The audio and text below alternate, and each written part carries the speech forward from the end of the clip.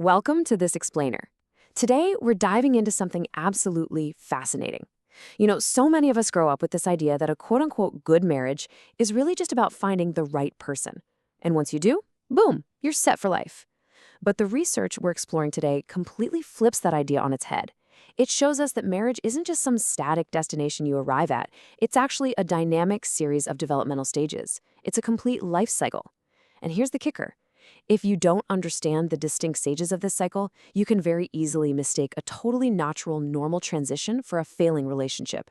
So today, we're going deep to decode this marital life cycle. So you gotta wonder, why is it that some couples seem to grow incredibly strong with age, while others just completely fall apart after 15 or 20 years together? It's a huge pattern interrupt that really forces us to question all our assumptions about love. The answer actually lies in understanding that longevity in a relationship isn't about avoiding change. It's about mastering the very specific challenges that pop up as a couple inevitably transforms over time. Okay, let's dive into this roadmap. First, we'll look at stage 1, the prenuptial stage. Then stage 2, the nuptial stage. Stage 3 is the child-rearing stage. Stage 4 is the maturity stage. And finally, we'll talk about navigating seasons. Let's start right at the very beginning. Stage 1, the prenuptial stage, pure feelings and pretense. Right at the start, couples experience this beautiful, hopeful time of purely positive feelings. You're essentially building the blueprint of your future together. But to really get what's happening here, we have to look at the biology of it all. The psychological state you're in is called limerence. Your brain is literally flooded with dopamine and oxytocin, and this acts like a biological bonding glue. It creates this romantic spell that is so powerful the couple often subconsciously leans into a bit of pretense. They intentionally avoid the hard topics just to keep the romance alive, They don't want to break that spell. But the real work of this stage isn't actually planning a wedding. It's figuring out the social contract of how two entirely different family histories are going to merge into one brand new culture. Take Sarah and David, for example. They're deeply in love right in the thick of that honeymoon phase. Sarah just naturally assumes they'll spend every Christmas with her family because, well, that's her tradition. David assumes they'll move to another province for his career because that's his ambition. Now, because they're in that dopamine-flooded state we just talked about, they don't dig deep into this obvious conflict. They just gloss over it and say, oh, we'll figure it out later. But a successful stage 1 couple actually has to talk about the hard stuff. Who handles the bills, how to deal with the in-laws, and what their core philosophy of life really is. And that brings us to stage 2, the nuptial stage. The mask falls off. This typically hits in the first 1 to 3 years of marriage, and it's heavily defined by realization and integration. The whole vibe shifts. This quote perfectly captures it. You are no longer visiting each other, you are living each other. The masks come off, the true colors finally show. The honeymoon phase fades out, and you suddenly realize your partner has some habits that you find downright annoying. This is where the power struggle kicks into gear. It's a battle over domestic negotiation. How the laundry is folded, how the money is spent, and exactly how much me time is actually allowed. Picture Michael and Jessica. They've been married for about a year. Now, Jessica grew up in a home where Saturday mornings were strictly reserved for cleaning the house together. Michael, on the other hand, fully expects to spend his Saturday mornings hitting the gym. In stage 2, this seemingly simple Saturday routine turns into an absolute battleground of role conflicts. Jessica feels like Michael is just being lazy, while Michael feels like Jessica is being overly controlling. So the ultimate goal of this stage is what researchers call the Great Compromise. It's that absolutely crucial shift from my way to our way.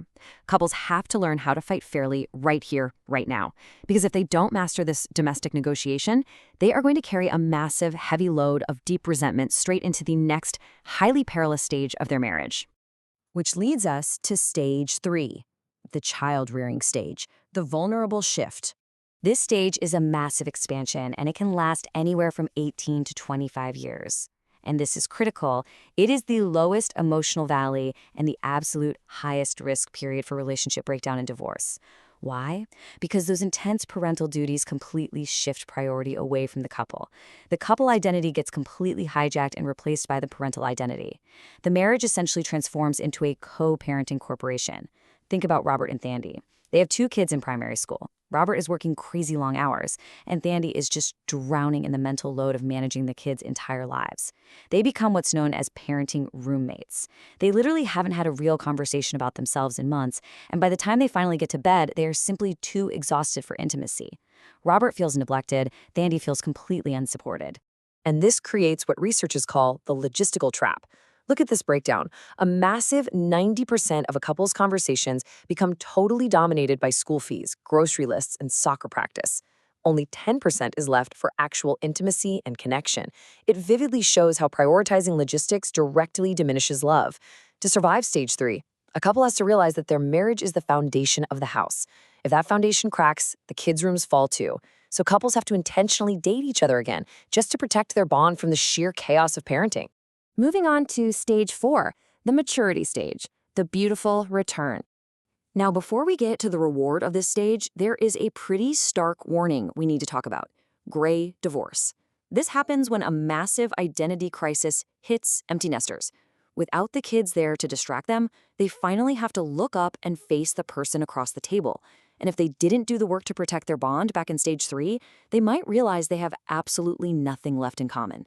But if they did put in the work, they avoid that identity crisis, and instead, this becomes an incredibly rewarding season.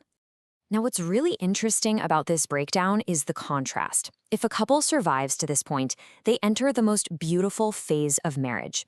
Back in stage 1, love was driven by infatuation, and the focus was actually on avoiding hard topics just to keep the peace. But by stage 4, the fighting from those middle years finally ceases, and what returns is a pure, priority-focused, seasoned love.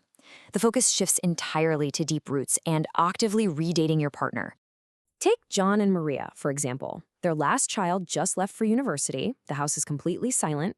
At first, Maria feels a sense of loss, while John feels a sense of freedom. But they lean into this maturity stage together. They establish a new normal. They start taking cooking classes, they travel.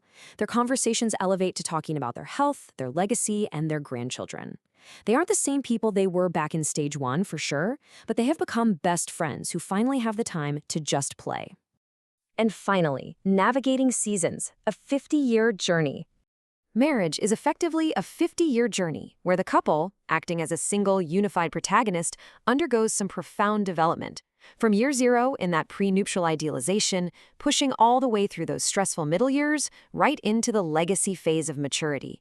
Seeing it laid out on a timeline like this really reminds us that marriage isn't a destination. It's a cycle of heat and cold. The real secret to a 50-year marriage isn't that a couple never changed.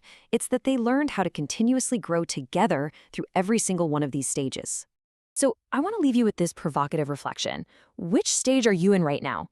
Are you right in the middle of the power struggle of stage 2? Or maybe you're feeling the heavy exhaustion of the logistical trap in stage 3.